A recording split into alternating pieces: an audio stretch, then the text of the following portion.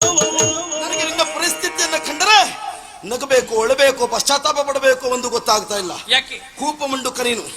ಯಾಕೆ ಬಾವಿ ಒಳಗಿನ ಕಪ್ಪೆ ತಿಳ್ಕೊಳ್ಳುವುದಂತೆ ಇದೇ ಪ್ರಪಂಚ, ಈ ಪ್ರಪಂಚಕ್ಕೆ ನಾನೇ ರಾಜ ಅಂತ ಅದರ ಕಪ್ಪೆಗೆ ಗೊತ್ತಿಲ್ಲ ಪ್ರಪಂಚದಲ್ಲಿ ಇಂತಹ ಲಕ್ಷಾಂತರ ಬಾವಿಗಳುಂಟು ಅಂತ. ನಿನ್ನ ಪರಿಸ್ಥಿತಿಯು ಹಾಗೆ ಆಯ್ತು. ಅಲ್ಲದಿದ್ರೆ ಮನೆಯಲ್ಲಿದ್ದಂತಹ ಗಂಡ ಹೊಸ ಸೀರೆ ತರ್ತಾನೆ ಅಂತ ಇದ್ದ ಹಳೆಯ ಸೀರೆಯನ್ನು ಸುಟ್ಟಾಕಿದ್ದೀಯ. ಹೊಸ ಸೀರೆ ಬರ್ಲಿಲ್ಲ, ಒಳ ಕೂತ್ಕೊಳ್ಳಿಕ್ಕೆ ಆಗುದಿಲ್ಲ, ಹೊರಗೆ ಬಂದ್ರೆ ಮಾನ ಹೋಗ್ತದೆ. ನಿನ್ನ ಪರಿಸ್ಥಿತಿಯು ಹಾಗೆ ಆಯ್ತು. ಏನು ನಾವು ಈ ಕಡೆಯಲ್ಲಿದ್ದವರು ಹೆಡ್ರು ಅಂತ ಭಾವಿಸಿಕೊಂಡಿದ್ದೀಯಾ? ಸುದೀರ್ಘವಾದ 12 ವರ್ಷದ ಜೀವನದಲ್ಲಿ ನಿನಗೆ ನನ್ನ ಮೇಲೆ ಪ್ರೀತಿ ಇದ್ದಿದ್ದರೆ ಬಂದು ನನ್ನಲ್ಲಿ ಹೇಳ್ತಿದ್ದೆ. ನಾನು ಬರುವ ಮೊದಲು ನಮ್ಮ ಅಣ್ಣನಲ್ಲಿ ಒಂದು ವಿಷಯವನ್ನು ಮುಟ್ಟಿಸ್ತೀಯ ಅಂತ ಆದ್ರೆ ನೀನು ನೇರವಾಗಿ ಸಂಸಾರವನ್ನು ಮಾಡುವುದಕ್ಕೆ ನಮ್ಮ ಮನೆಗೆ ಬಂದದ್ದಲ್ಲ, ಯಾವುದೋ ದ್ವೇಷವನ್ನು ತೀರಿಸುವುದಕ್ಕೆ ಬಂದವಳಂತ ಸ್ಪಷ್ಟವಾಗಿ ಅರ್ಥವಿಸಿಕೊಂಡವನು ನಾನಿದ್ದೇನೆ. ಅಲ್ಲದೇ ಇದ್ರೆ ನಮ್ಮದೆಲ್ಲ ಅಭ್ಯಾಸ ಹೇಗೆ ಕೇಳು. ಇಷ್ಟು ಗೊತ್ತಿದ್ರು ನಿನ್ನನ್ನು ಮದುವೆ ಆದದ್ದು ಯಾಕೆ ಗೊತ್ತಾ? ನಮ್ಮ ವಿರೋಧಿಗಳೆಲ್ಲೋ ಇಳೆಯ ಮತ್ತೊಂದು ಕಡೆಯಲ್ಲಿ ಬೆಳೆಯುವುದಲ್ಲ, ನಮ್ಮ ಸಮೀಪದಲ್ಲಿದ್ದರೆ ಅವರ ಇರಸರಿಕೆ ನಮಗೆ ತಿಳಿಯುತ್ತದೆ ಎನ್ನುವಂತ ಉದ್ದೇಶದಿಂದ ನಿನ್ನನ್ನು ಮದುವೆಯಾಗಿ ಮನೆಯಲ್ಲಿ ಇಟ್ಕೊಂಡದ್ದು. ನಾವು ಹೇಗೆ ಗೊತ್ತಾ? ನೀಯತ್ತಿಗೆ ಹೆಸರಾದಂತ ನಾಯಿಯನ್ನ ಮನೆಯಿಂದ ಹೊರಗೆ ಕಟ್ತೇವೆ, ಕದ್ದು ಹಾಲು ಕುಡಿಯುವ ಬೆಕ್ಕನ್ನ ಮನೆಯಿಂದ ಒಳಗಿಟ್ಕೊಳ್ತೇವೆ. ನಿನ್ನನ್ನು ಮದುವೆ ಆಗಿ ಬಂದದ್ದು ಅದೇ ಉದ್ದೇಶಕ್ಕೆ ಬೇಕಾಗಿ ನಾನು. ಅಲ್ಲದೆ ಇದ್ರೆ ನೀನು ನಮ್ಮನೆಯನ್ನು ಉಳಿಸುವುದಕ್ಕೆ ಬಂದದ್ದಲ್ಲ, ಮನೆಯನ್ನು ಅಳಿಸುವುದಕ್ಕೆ ಬಂದದ್ದು. ಹೂವಾಗಿ ಬಂದದ್ದಲ್ಲ, ಹಾವಾಗಿ ಬಂದವಳು, ನಾರಿಯಾಗಿ ಬಂದದ್ದಲ್ಲ, ಮಾರಿಯಾಗಿ ಬಂದವಳಿದ್ದೀಯ. ದರಿದ್ರ ಲಕ್ಷ್ಮಿಯಾಗಿ ಬಂದವಳು, ಭಾಗ್ಯಲಕ್ಷ್ಮಿಯಾಗಿ ಬಂದದ್ದಲ್ಲ, ಕ್ಷಮೆಯ ದರಿದ್ರಿಯಾಗಿ ಬಂದವಳು ನೀನಲ್ಲ. ಸಂತೋಷವನ್ನು ಹಂಚಿಕೊಳ್ಳುವುದಕ್ಕೆ ಬಂದದ್ದು ನೀನಲ್ಲ, ಸಂತಾಪವನ್ನು ಸೂಚಿಸುವುದಕ್ಕೆ ಬಂದದ್ದು ಅಂತ ಸ್ಪಷ್ಟವಾಗಿ ಅರ್ಥವಿಸಿಕೊಂಡವನು ನಾನಿದ್ದೇನೆ. ನಿನ್ನ ಆಟಕ್ಕೆ ತಕ್ಕ ಪಾಠ ಕಲಿಸಬೇಕು ಅಂತಲೇ ನನ್ನ ಮದುವೆ ಆದದ್ದು ನೆನಪಿಟ್ಟುಕೋ. ಶಾಬಾಸ್. ನಾನು ಬಂದಿರುವ ವಿಚಾರವನ್ನು ಸೂಕ್ಷ್ಮವಾಗಿ ನೀವು ಅರ್ಥವಿಸಿಕೊಂಡಿದ್ದೀರಿ ಅಂತಾದ್ರೆ ನಾನಿಡುವಂತ ದಾಳಕ್ಕೆ ಪ್ರತಿಯಾಗಿ ದಾಳ ನೀವು ಇಡುತ್ತೀರಿ ಎಂಬುದಕ್ಕೆ ಅನುಮಾನವೇ ಇಲ್ಲ. ಕದ್ದು ಹಾಲು ಕುಡಿಯುವ ಬೆಕ್ಕನ್ನು ಮನೆ ಒಳಗೆ ಇಟ್ಕೊಂಡಿದ್ದೇನೆ ಅಂತ ಗೆದ್ದೆ ಅಂತ ಹಿಗ್ಬೇಡಿ. ಆ ಬೆಕ್ಕು ಮನೆ ಒಳಗೆ ಸುಮ್ಮನೆ ಕೂತ್ಕೊಳ್ಳುವುದಿಲ್ಲ, ಮತ್ತೆ ಯಜಮಾನನ ಮುಖ ಪರಚುತ್ತದೆ. ಯಜಮಾನನ ಮುಖಕ್ಕೆ ಪರಚುವ ಬೆಕ್ಕಿಗೆ ಹೇಗೆ ಹಾಲು ಸೇರಿಸಬೇಕು ಅಂತ ಮನೆಯ ಯಜಮಾನ್ಯ ಗೊತ್ತುಂಟು, ನೆನಪಿಟ್ಟುಕೋ. ಅಲ್ಲದೆ ಇದ್ರೆ ಹೆಣ್ಣನ್ನ ಕ್ಷಮೆಯಾದರಿತ್ರಿ ಅಂತ ಹೇಳಿದ್ರು, ತನಗೆ ಒಂದು ಕುಟುಂಬದಿಂದ ವ್ಯಕ್ತಿಯಿಂದ ಅನ್ಯಾಯ ಆದ್ರೂ ಅವನನ್ನು ಸರಿಪಡಿಸಿ ಆ ಕುಟುಂಬಕ್ಕೆ ಒಳಿತನ್ನೇ ಮಾಡಬೇಕಾದದ್ದು ಹೆಣ್ಣಾದವಳ ಕರ್ತವ್ಯ. ಹಿರಿಯರಾಡಿದಂತ ಮಾತೊಂದನ್ನ ಕೇಳಲಿಲ್ವೇ?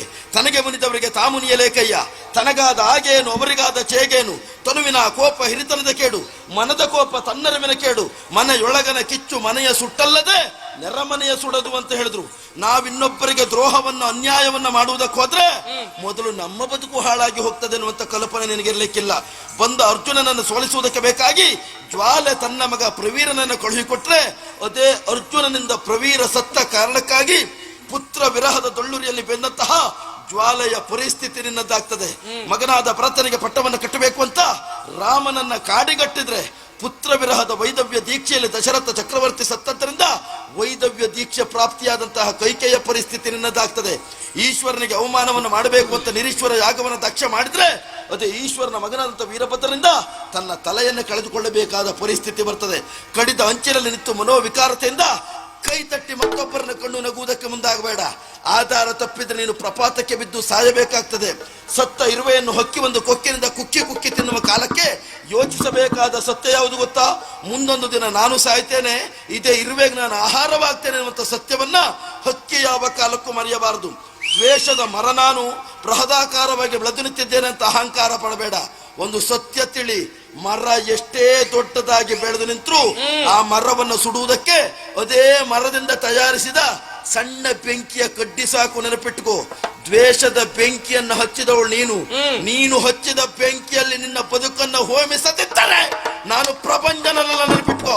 ಅಯ್ಯೋ ದೇವ್ರೆ, ಅಡುಗೆ ಮನೆಯಲ್ಲಿ ಸಾಸಿವೆ ಕಾಳು ಹೊಟ್ಟಿದ ಹಾಗೆ ಏನು ಚಿಟಿ ಚಿಟಿ ಚಿಟಿ ಏನು ಪಟ ಪಟ ಮಾತಾಡ್ತೀರಪ್ಪ.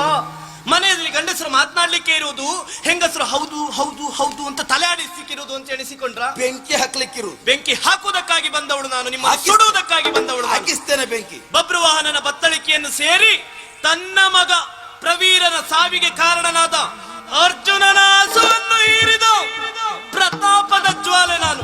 ಗಂಡ ಎನ್ನುವ ಬಂಡ ಸಾಯ್ತಾನೆ ಅಂತಾದ್ರೆ ವೈದವ್ಯ ದೀಕ್ಷೆಯನ್ನು ಸ್ವಾಗತಿಸುವ ಕೈಕೇಯಿ ನಾನು. ನಾನು ನಿಂತದ್ದು ಮಣ್ಣು ಕಟ್ಟಿದ ಅಂಚಿನಲ್ಲ, ಕಲ್ಲು ಕಟ್ಟಿದ ಅಂಚಿನಲ್ಲಿ. ಈ ಅಂಚಿನಲ್ಲಿ ಎಷ್ಟು ವರ್ಷವೂ ವಿಜೃಂಭಿಸ್ತೇನೆ ಎನ್ನುವ ವಿಶ್ವಾಸ ನನಗಿದೆ. ಇದು ಚಿನ್ನದ ಹಕ್ಕಿ. ಯಾವ ಇರುವೆಯು ಕುಕ್ಕಿ ಕುಕ್ಕಿ ಕುಕ್ಕಿ ತಿನ್ನುವುದಕ್ಕೆ ಸಾಧ್ಯ ಇಲ್ಲ. ನೀವು ನಡೆಯುವಾಗ ಕಾಲಿಗೆ ಕಲ್ಲಾಗುತ್ತೇನೆ, ಉಸಿರಾಡುವಾಗ ಗಾಳಿಗೆ ವಿಷವಾಗುತ್ತೇನೆ, ಉಣ್ಣುವ ಅನ್ನಕ್ಕೆ ಮಣ್ಣಾಗುತ್ತೇನೆ, ಮಲಗುವ ಮಂಚಕ್ಕೆ ಮುಳ್ಳಾಗುತ್ತೇನೆ. ಇವಳೊಲಿದರೆ ಹರಿಯ ಕೊರಳಲ್ಲಿರುವ ತುಳಸಿ ಅದೇ ಮುನಿದಳು ಅಂತಾದ್ರೆ ಮಶಾನ ತರಿಸಿ ನೆನಪಿಟ್ಕೊಳ್ಳಿ. ನೀನು ಏನು ಮಾಡುವುದಿದ್ರು ಏನಾಗುವುದಿದ್ರು ಇಲ್ಲೇ ಇದ್ದು ಮಾಡಬೇಕು, ಬಿಟ್ರೆ ಮತ್ತಲ್ಲೇ ಹೋಗಿ ಮಾಡುವುದಕ್ಕೆ ಸಾಧ್ಯ ಇಲ್ಲ. ನಿನಗೊಂದು ಇಲ್ಲಿ ಅಸ್ತಿತ್ವ ಇರುವುದಿದ್ರೆ ಅದು ನನ್ನಿಂದ, ಪ್ರಪಂಚನ ಹೆಂಡತಿ ಎನ್ನುವುದರಿಂದ ನಿನಗೊಂದು ಮರ್ಯಾದೆ. ಇದು ನನ್ನೂರು, ನೈಷ್ಠಿಕ ನಾನಿದ್ದೇನೆ, ಇಲ್ಲಿ ನನಗೆ ಜನರ ಬಲ ಉಂಟು. ಒಂದೊಮ್ಮೆ ನೀನು ಇಂಥವಳು ಅಂತ ವಿಷಯ ಹೊರಗೆ ಹೋದರೆ ಒಬ್ಬೊಬ್ಬರು ನಿನ್ನನ್ನು ಕಲ್ಲು ಹೊಡೆದು ಸಾಯಿಸ್ತಾರೆ, ನೆನಪಿಟ್ಟುಕೋ. ಇನ್ನಾದ್ರೂ ನಿನಗೊಂದು ಅವಕಾಶ ಕೊಡ್ತೇನೆ, ಕೇಳು. ಹಾವಾದಂತ ನೀನು ಬದಲಾಗಿ ಹೂವಾಗ್ತೀಯಂತಾದ್ರೆ ನನ್ನ ಮುಡಿಯನ್ನ ಅಲಂಕರಿಸ್ತೇನೆ.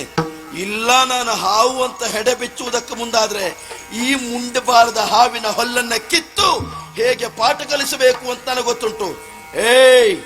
ಇವನು ಪ್ರಪಂಚನ ಶತ್ರುಕುಲ ಪ್ರಪಂಚನ. ನಿಮ್ಮ ಮುಡಿಯನ್ನೇರಿ ಅಲಂಕರಿಸುವ ಹೂವು ನಾನು ಅಂತ ಎಣಿಸಿಕೊಂಡ್ರ? ಅಲ್ಲವೇ ಅಲ್ಲ. ಈ ಮನೆಯಲ್ಲಿದ್ದ ಪ್ರತಿಯೊಬ್ಬರನ್ನು ಕುಕ್ಕಿ ಕುಕ್ಕಿ ತಿನ್ನುವ ವಿಷದ ಹೂವದಲ್ಲ ಹಾವು ನಾನು, ಸೋಲು ನಿನ್ನದು.